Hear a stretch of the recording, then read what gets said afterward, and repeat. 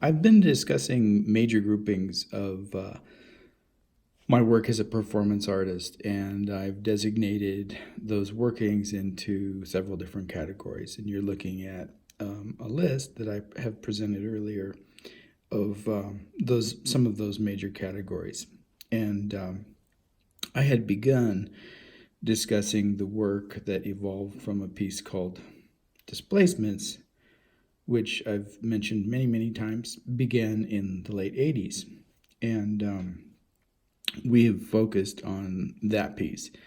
And I've discussed, to some extent, I've also discussed the work that surrounds the category called acts, and how that grew out of displacements.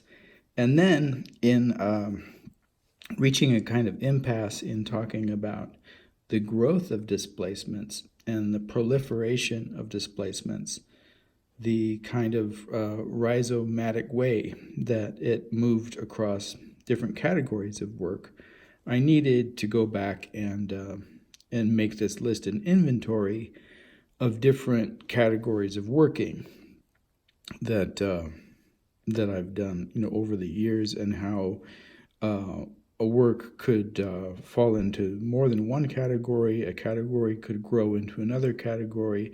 There could be a commingling of categories. A category might be situated within another category, such as sortings could easily be situated in collections. I should say something about how I define collections. To me, a collection is any coming together or grouping or possession or conceiving even of a grouping of similar objects. And these objects could be physical objects, they could be artifacts, they could be collectibles, they could be volumes of books. So that a library is obviously a collection, a gallery is a collection, a sculpture garden is a collection, music stores collect musical instruments, which they sell. Any curio store is a collection of knickknacks. People have collections of different kinds of objects, but then there are poetic forms, right, that belong to this category, this conceptual category of collection as well. Like any list poem is a collection. Any anthology is a collection of like materials, whether it's historically informed, 20th century anthology of, whether it's thematically organized nature poems of, etc., whether it's organized by author. These authors all share this particular. So the discussion was just intermittently interrupted by a phone call, but I believe where I was I was describing the ways in which any anthology collects like objects or like subjects, or organizes around like subjects, so that I think I was about to describe the way that social positionalities can become the key feature in the organization of an anthology. African American poets of the 1970s, contemporary Native American poetry, things like that. In any case, trying to recollect my bearings from where we were in the discussion. Collections, as I've used the designation, the conceptual designation has involved a number of different materials, media, types of performance, organizations, over the course, and functionalities and roles. Like some collections have merely been kind of not socio-historically irrelevant, but playful games, and some collections have been, more serious investigations of colonialism and capitalism and the functions of museums, gallery spaces, curio shops in the in the social organization of our world, and how these spaces are organized to support. They're institutions that are organized, to support, state apparatuses and social apparatuses of racism, sexism, colonialism, and other means by which we are organized by capital. So, in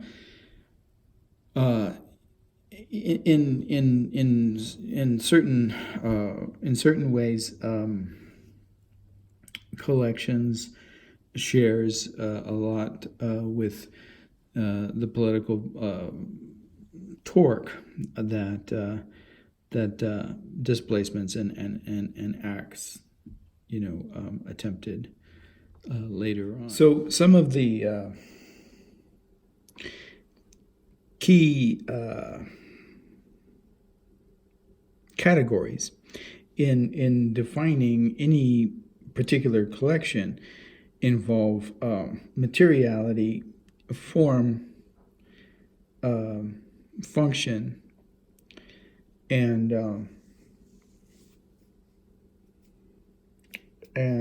if different, organization. If organization is separate from materiality, or organization as well. So, looking at this particular list, the materiality it's a list of ink inscriptions on paper. The form, even beyond form, one could talk about the conceptual category of verbalization, but it's a list, so it's textual, and that's a level of form. And then at an internal level of organization, it's a temporal list, so it's organized according to time. Like the earliest work that I did was collection, then displacements, acts, gatherings, performatives. So there's a temporal organization of a textual inscription on the materiality of a notebook paper using ink. And functionally, its purpose is to describe a set of work that I did. So it's illustrative. It's in some sense pedagogical. It's being used as a tool, but basically it's descriptive. So something happens to this list. Oh, here's a different way of organizing this collection of textual terms.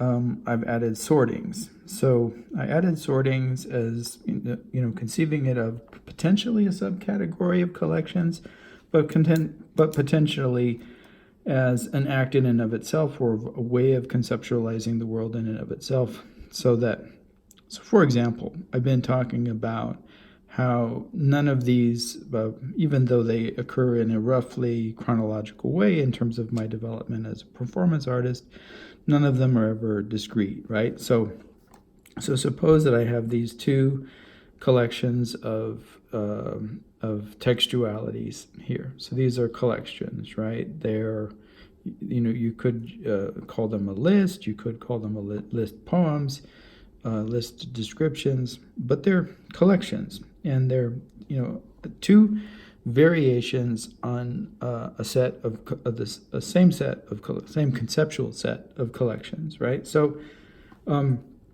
if I start to narrate the way that say collections, right, could become part, or acts could become part of a different piece, so I draw an arrow from collections to acts. Potentially collections could be internal to any one of these, even within itself, right? There could be a collection within a collection. A collection within a collection conceptually a collection within a collection would be, say you have a collection of anthologies. Well, an anthology is already a collection. So conceptually, you have a collection within a collection. You can write a poem, right, using, say you have, say we want to do this, anagram. Let's not use anagram. Let's say acrostic. That's not going to work. I'm going to need to forgive my dysgraphia. Okay, that's acrostic. And then you can have acrostic, right? So, and then you could put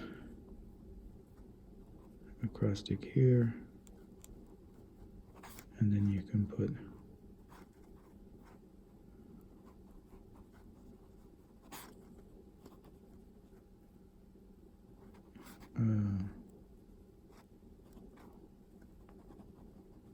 you're getting the idea. Anyway, this is more materially and formally, rather than conceptually, a way that you could have a collection within a collection. But any one of these terms, goes to could become part of or intermeshed with any of the others. So as I'm reorganizing two sets of collections and performing this, whatever this becomes is in some sense separate from collection and becomes what? A way of sorting. So this activity here, right, is also descriptive in space and time, but is descriptive of sorting, whereas this set and this set are descriptive of collecting. You see what I'm saying? And then this part right here is descriptive of a kind of sorting in which one element from the work that I've performed over the many years can become embedded in itself within a set internal to its set. And that set could be defined either conceptually as like a collection of anthologies, or it could be defined materially as an embedded word within that word. So, and the physical, embodiment of that textuality of that word within that word. Now, the materiality, the form and pattern of organization, and the functionality of any particular collection, just like any particular of these other elements, bear upon how that particular collection is defined, and how we conceive of it, either as art or not as art, or in terms of what it is. So over the years, like I've said, I've maintained a lot of different types of collections with a lot of different functions, although all of the functions have in some sense been social political. I'll give you an example of a type of collection. This is a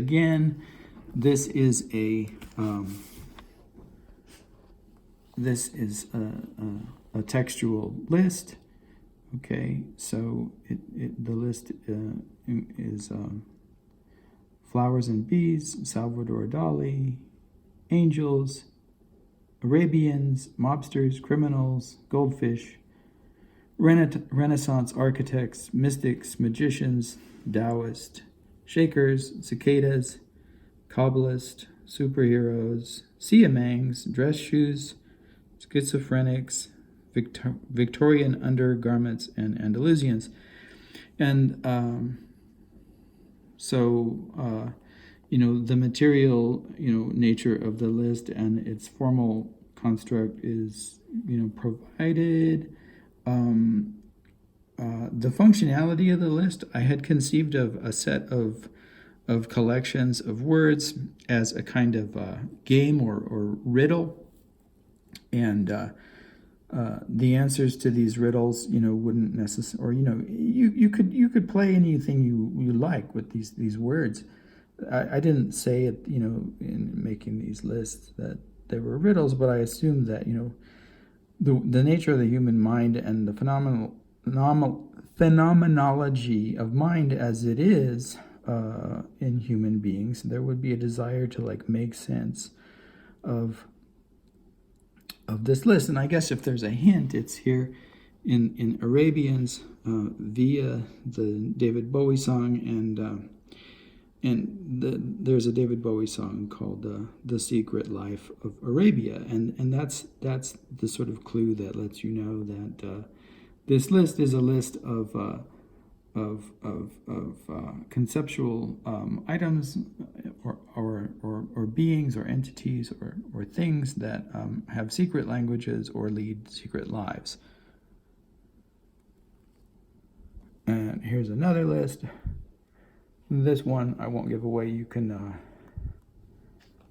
determine what the organizing feature is on your own. The list is icebergs, game boards, public restrooms, possums, sea turtles, rutabagas, wind currents, groundhogs, bread molds, psilocybin mushrooms, tapeworms, deoxyribonucleic acid, porpoises, computer gamers, prisoners, airbags, cryptologists, and sea monsters.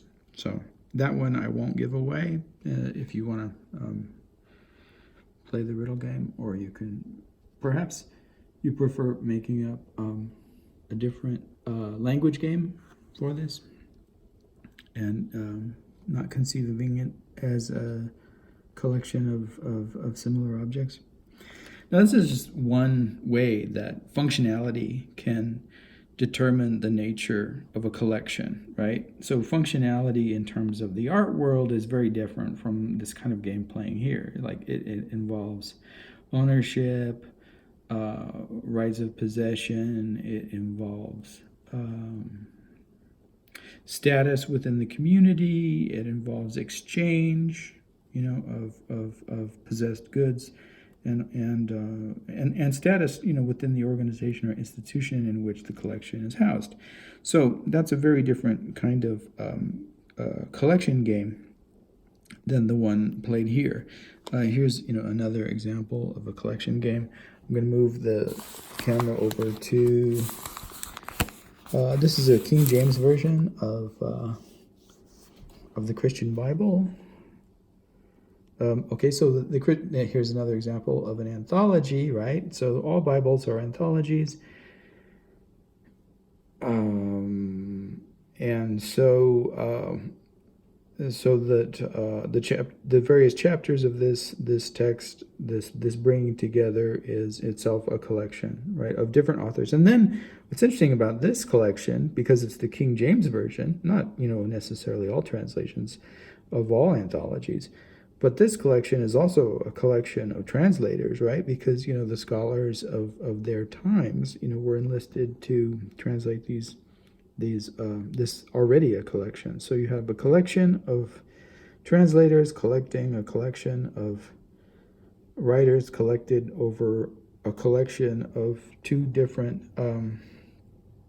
periods of not necessarily, much more than two different periods, but two different conceptual organizations of religion. So the Old Testament is fairly obvious, is understood, that is Judaic texts collected over a number of centuries, and then that's brought together with these Christian texts in the New Testament. And then you could, further divide those subdivisions into, the Gospels versus, the which involve the history and narration of the life of Christ, and then these texts that follow in the rest of the New Testament anthology. In any case,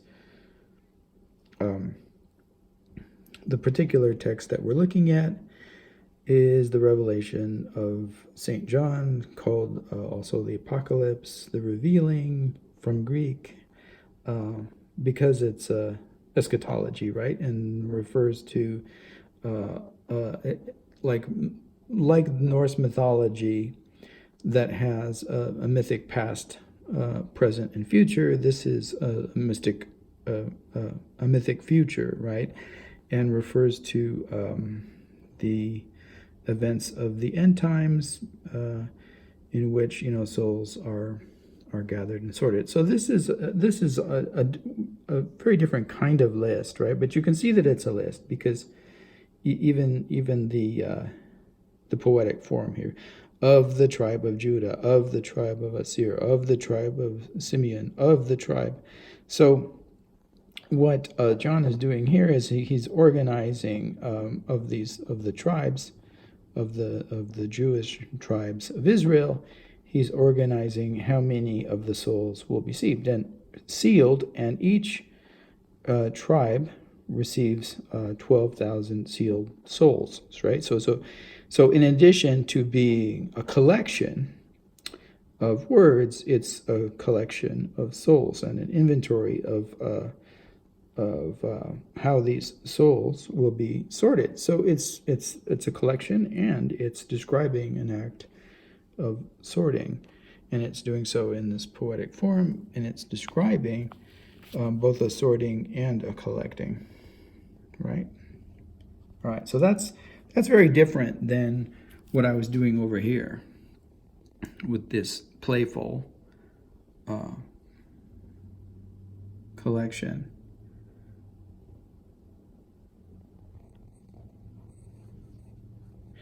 And then here's an example of a kind of collection that is non-textual and artifactual, and it also does something very different. So I was playing a kind of language game, that certainly wasn't without, social significance, but that was very different from what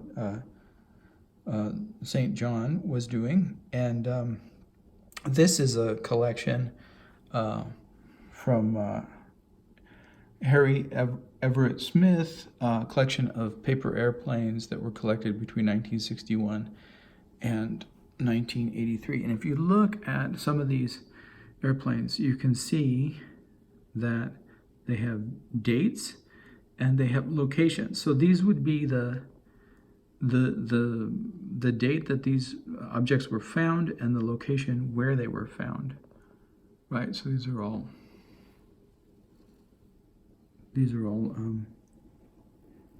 New York airplanes, right? Fifth Avenue. Here's another one that has a date that's clearly visible. So materially, again, you can talk about the material of these objects. They're paper, obviously. They have to be in order to fly in the air. So materiality and form, as they say, follows function, which is the flying, but also the function changes when they begin to be collectibles, and clearly the function changed and the form changed even before they were collected. So here, clearly the selection of paper was chosen because of the beauty and the way that the designs on the paper would interact with the designs of the airplane.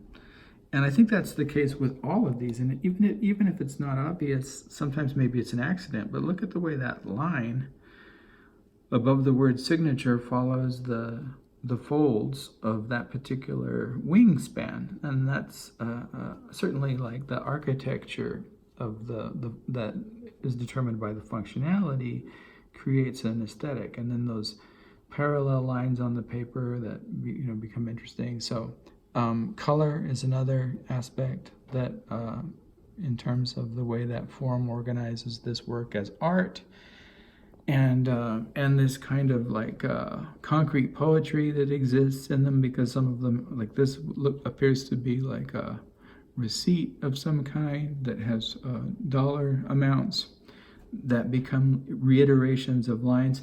The way that the artist documented this collection, right, is also a poetic kind of organization. You see that the lines are repeated, line A and line C. So as a poem, it's if you imagine that each one of these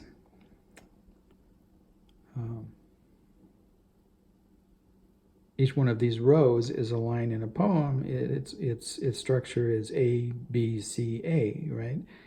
And that gives it kind of an interesting quality as well, So the dates and the locations like give a clue to the mindset of Harry Smith in collecting these objects. He didn't make these airplanes; he found these airplanes, and so unlike the eschatological function that St. John's collection of words has in the book of Revelation, the Apocalyptos, the revealing. Harry Smith is interested in the kind of like anthropological aspect of this work. Like references to there's a ATTAN, presumably the last part of the word Manhattan. This looks like from a newspaper, and then some markings on the newspaper. That may be the I can't tell in that instance, but that may be the location and date of the finding.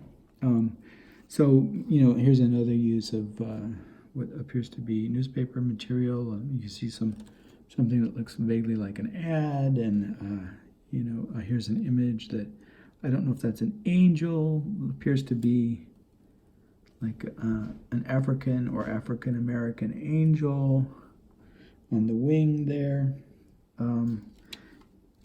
Here's I'm not sure what that paper is. That might be some kind of wrapping paper or decorative paper. But this is a kind of anthropology of a number of different things. But the way that these everyday materials come together in these objects, and then the way that those objects are aestheticized either intentionally or accidentally by those materials. So it's a very complex like interaction of materiality, form, social discourse, messaging, aesthetic organization, and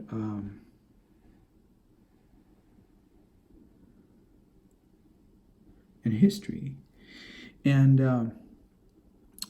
so I obviously I wasn't the only individual who conceived of the collection as an art form. In some ways, I think Harry Smith's anthology of American, he had a number of different types of collections that he worked with over the years, including string figures, these paper airplanes, Seminole textiles, Ukrainian Easter eggs, and I think someone told me that he also had a collection of cookie jars. That may have been a joke, I'm not sure. But I like the idea of a cookie jar as a collection of Americana, and then that Americana itself, not simply as kitschy artifact, but as a kind of anthropology. And so Smith, clearly was interested in this form and the complexities of the way that a collection could talk about aesthetics, culture, the act of gathering, the act of leaving, material behind, the act of collecting itself, and what was collectible and how you would organize it. Sorting obviously falls into that as well.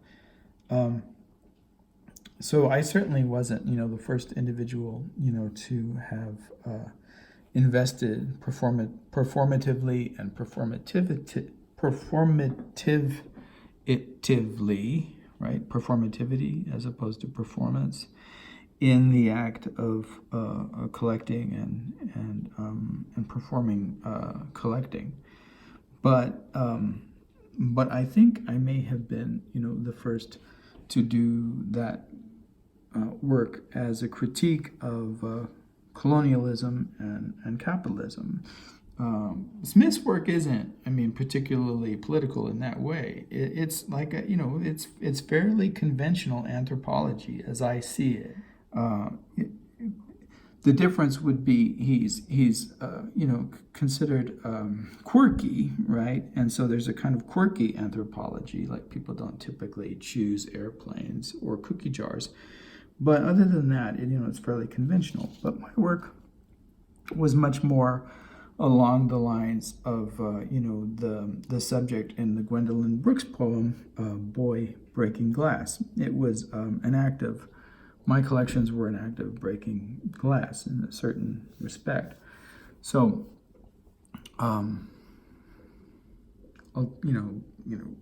briefly discuss some of the early collections and the way they embodied that metaphor of breaking glass.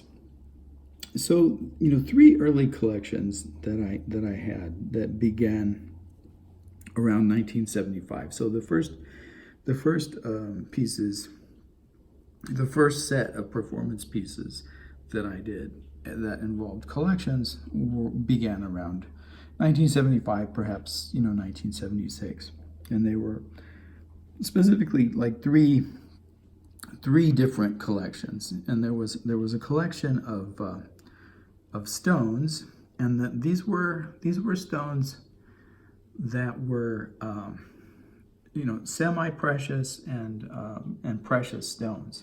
So not stones that you would find on the ground.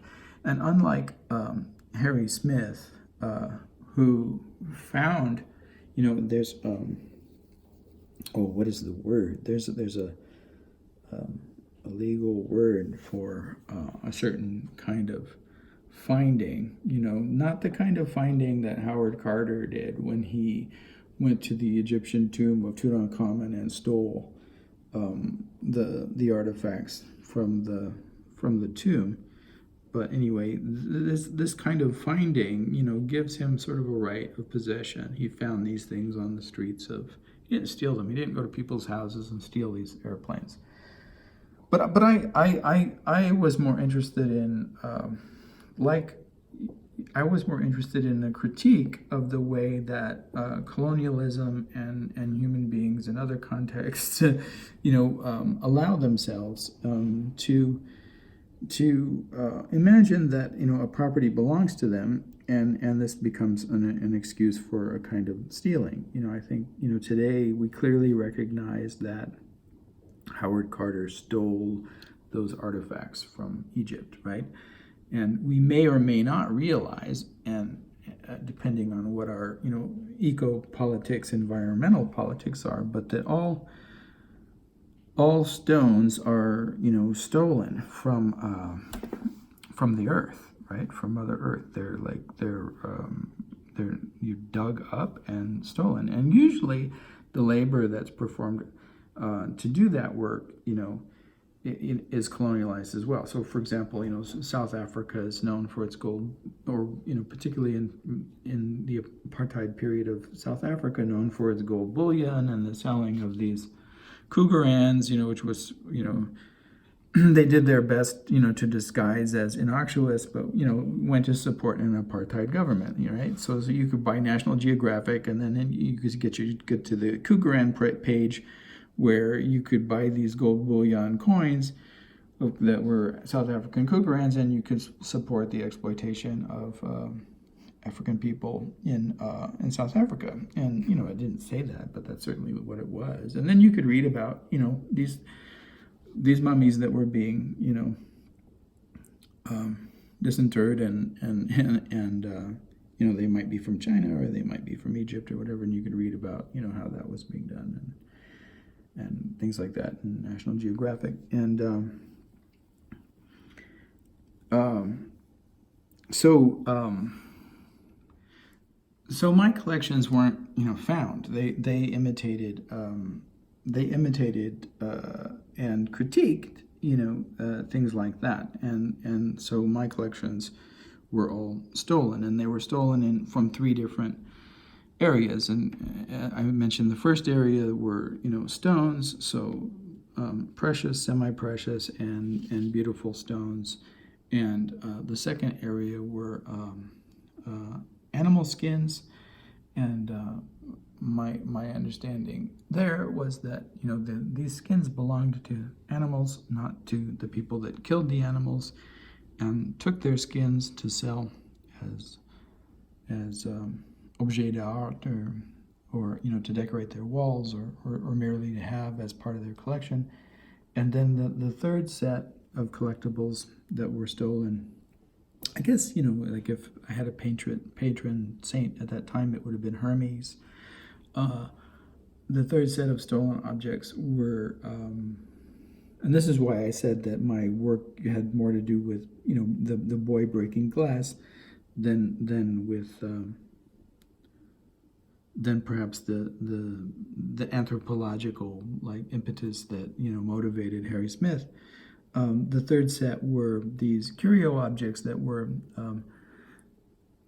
not made by Native Americans, but imitated objects made by Native Americans and were sold in curio stores. So for example, like plastic totem poles or argillite carvings that emulated the carvings of Inuit peoples, or different types of fabrications of Native American art, which I saw as being stolen from a people, both mostly in the sense that I took them formally rather than actually, because I didn't have actual Navajo rugs or things like that, but I had these curio objects that were stolen in the same way that certain British museums in the 60s would steal songs from blues artists like Howlin' Wolf and Robert Johnson, and not give them credit, and these are the same artists that today you can't use their music on YouTube without getting in trouble for their copyright, but it's very interesting that act of colonialism in music reflects all of these other sort of colonial rights of theft, right? So my rights of theft were performatively unauthorized. I didn't have a flag that allowed me to go into the rock store and say, hey, these are my rocks, or these belong to Mother Earth, so I'm going to take them. To talk about why rocks, I'm just looking at this organization of paper airplanes reminds me of one of my early experiences of a collection of stones and how it was organized. And this collection of stones, I remember I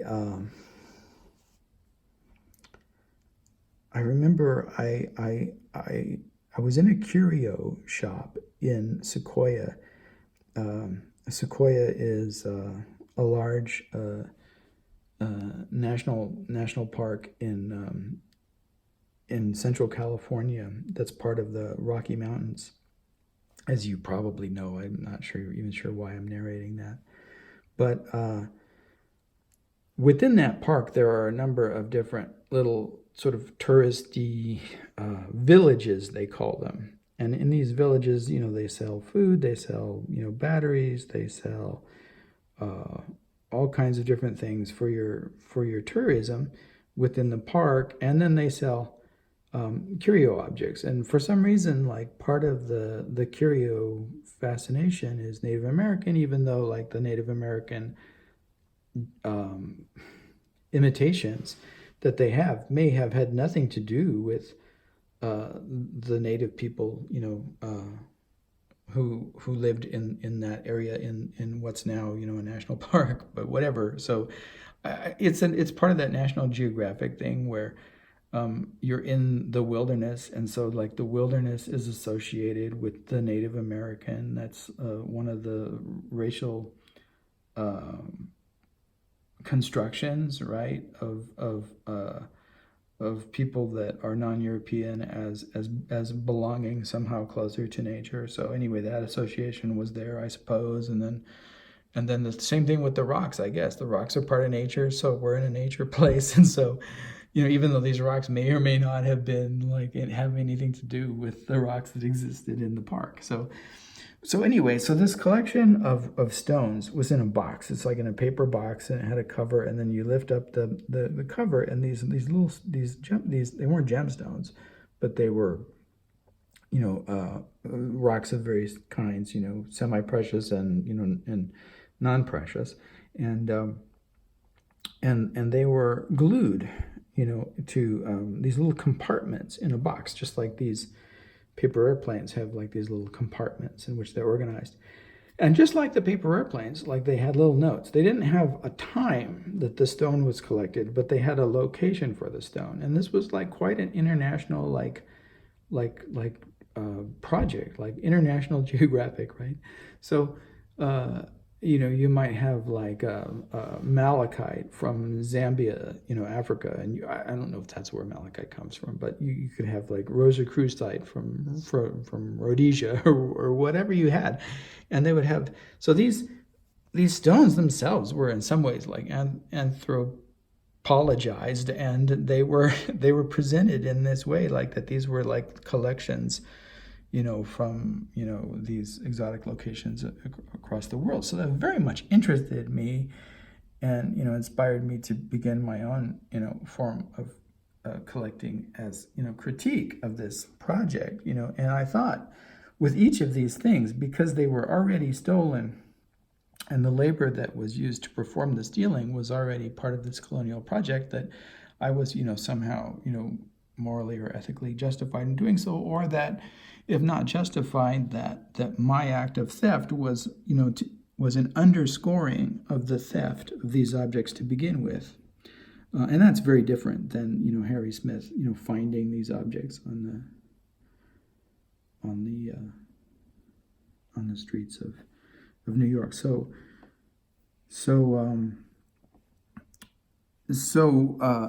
another impetus, I guess, for the initial collections was I had visited this lapidary store in Fallbrook, California, which was near my home in Oceanside. I lived in Oceanside at the time, and this store like clearly like capitalized on this notion of like the Orientalism of these stones. It was called The Collector, right? The Collector, and that had this like, for me, it had these really really sort of ominous like undertones.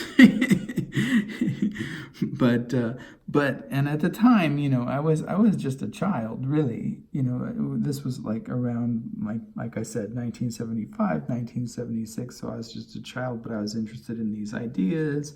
I was a well-read child. I had read a lot of classical mythology and classical history. I had studied not archaeology, but I had certainly read the Time Life books on archaeology of Egypt and Greece and stuff like that. So I was interested in all these projects and the way they were manifested in our contemporary world. And at that time, television, what it wasn't, what it came to be later. There were actually some really interesting, historical documentations, on television. And this was the time, I guess, a few years later, Roots, was a fictional series that grew out of a real story that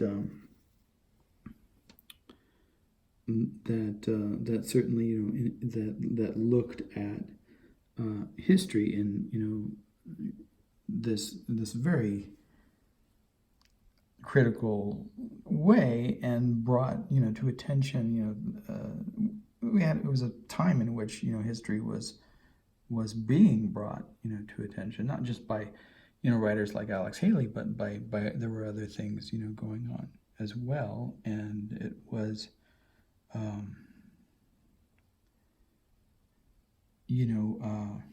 in the air, so to speak. So no one was really encouraging that you go out there and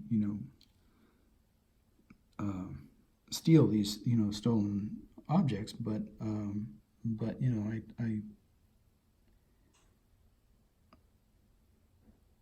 I invented that thrust, I suppose, on my own, and And so I don't really remember which came first, but I think I began the stone collection, and then a trip to Canada inspired the Native American collection and the collection of furs, and the act of theft itself was a kind of part of the performance. To steal anything and not get caught is to learn a skill or a craft, and that was part of the craft of this art. Now, that craft obviously isn't represented in other types of collections, like this collection of Harry Smith's. I mean, I know about collecting objects like this, though. You have to keep the object in mind, and it never really entirely. It's always lurking there in your unconscious if you're a gatherer of this type. So you have to have a keen eye, and you have to participate in the project of considering and meditating on these objects and being aware of your presence in the world in a way that you might not be aware of your presence. Sometimes we are lost in thought, but if you're a collector of found objects like this, it's a certain kind of meditation. So it's not exactly the same skill that you need to acquire if you're doing a work of theft, but it's a very similar kind of observational and performativity of awareness that you have to learn if you're a collector of say certain kinds of herbs, if you're a medicine person or symbolic objects, or collector of other kinds of objects. And it's also not unlike the work that the awareness that one has to develop if one is an archaeologist, either an archaeologist as thief or mere observer. Bird watching, similar kinds of skills. If you're interested in plants of a particular native area, native plants of a particular area, then you develop skills for observing and looking for them as well. So all of that was there in the early stages of these collections.